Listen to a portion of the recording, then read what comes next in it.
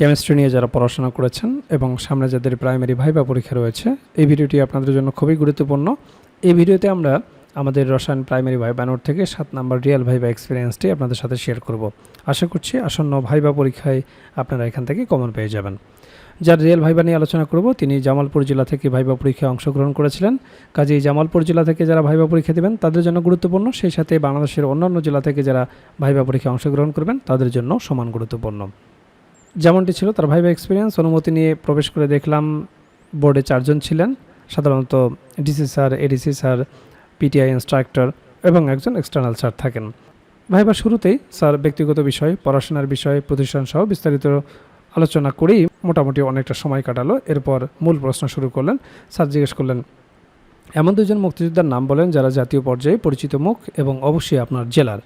তো নিজ জেলা সম্পর্কে আপনাকে প্রশ্ন জিজ্ঞেস করবে, অবশ্যই নিজ জেলা সম্পর্কে আপনাকে ভালো একটা ধারণা নিয়ে যেতে হবে। তো যেহেতু জামালপুর জেলা সম্পর্কে জানতে চেয়েছে, জামালপুর জেলার জাতীয় পর্যায়ে পরিচিত মুখ এবং 2 জন মুক্তিযোদ্ধা সদরুজ্জামান হেলাল যিনি বীর প্রতীক ছিলেন এবং বীর মুক্তিযোদ্ধা জহুরুল হক মুন্সি। এরপর স্যার আমাকে বললেন 3য় শ্রেণীর শিক্ষার্থীকে আনন্দদায়ক উপায়ে কিভাবে বৃত্ত আঁকানো শেখাবেন, ক্লাসরুমে যেভাবে শেখাবেন সেভাবে বলুন।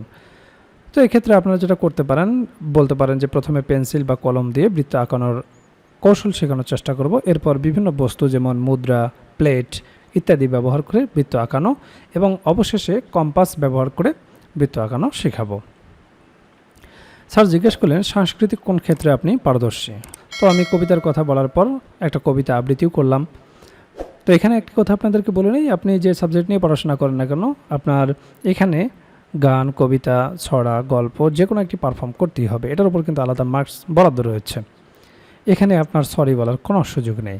এরপর স্যার অনুবাদ জিজ্ঞেস করলেন, বললেন যে জামালপুর ব্রহ্মপুত্র নদীর তীরে অবস্থিত, এর ট্রান্সলেশন কী হবে। তো আমি বললাম Jamalpur is located on the banks of the Brahmaputra river. এরপর স্যার আরেকটি অনুবাদ জিজ্ঞেস করেন, সেটি হচ্ছে সে নিয়মিত স্কুলে যায়।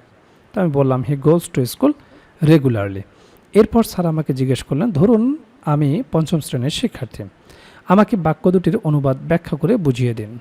তো আপনি বুঝিয়ে বলতে পারেন, যেহেতু এটা প্রেজেন্ট ইনডিফিনিট টেন্স অনুসারে গঠিত হয়েছে, আপনি বলতে পারেন subject plus verb plus object, এই স্ট্রাকচারটি বলে আপনি টেন্স অনুসারে বুঝিয়ে বলতে পারেন যে এখানে 3rd person singular number he আছে, যার কারণে ভার্বের সাথে ইএস যুক্ত হয়েছে এবং বাকি অংশটুকু হচ্ছে অবজেক্ট। যদি রেগুলারলির কথা বলে তো আপনি বলবেন এটা অ্যাডভার্ব। এরপর স্যার জিজ্ঞেস করলেন জামালপুর জেলা কবে সৃষ্টি হয়, কততম জেলা। তো আমি বললাম জামালপুর জেলা গঠিত হয় 1978 সালে 26শে ডিসেম্বর। এটি বাংলাদেশের 20তম জেলা হিসেবে আত্মপ্রকাশ করে। বুঝতেই পারছেন আপনার জেলা সম্পর্কে অবশ্যই প্রশ্ন জিজ্ঞেস করবে, আরও অনেক কিছু জিজ্ঞেস করে থাকে, যেমন আপনার জেলা কেন, আপনার জেলার নামকরণের ইতিহাস সম্পর্কে বলেন, মুক্তিযুদ্ধে আপনার জেলার কী অবদান, আপনার জেলার ভাষা ও সংস্কৃতি সম্পর্কে বলেন। আরও অনেক গুরুত্বপূর্ণ প্রশ্ন রয়েছে, সেগুলো আপনাকে জিজ্ঞেস করতে পারেন। এই জন্য জেলার ওপর একটা ভালো প্রস্তুতি নিয়ে যাবেন। এরপর স্যার জিজ্ঞেস করলেন এটির সাথে কোন মহকুমা যুক্ত ছিল। তো আমি বললাম জামালপুর জেলা একসময় ময়মনসিংহ জেলার একটি মহকুমা ছিল। এরপর স্যার আমাকে জিজ্ঞেস করলেন পর্যায় সারণীর পর্যায় এবং শ্রেণী কতটি। তো আমি বললাম পর্যায় সারণীতে মোট 7টি পর্যায় এবং 18টি শ্রেণী রয়েছে। স্যার জিজ্ঞেস করলেন পর্যায় সারণীর আবিষ্কারককে। আমি বললাম রাশিয়ার রসায়নবিদ দিমিত্রি মেন্ডেলিভ। এরপর স্যার আমাকে জিজ্ঞেস করলেন রসায়নে ভূতের আগুন বলতে কি বোঝায়।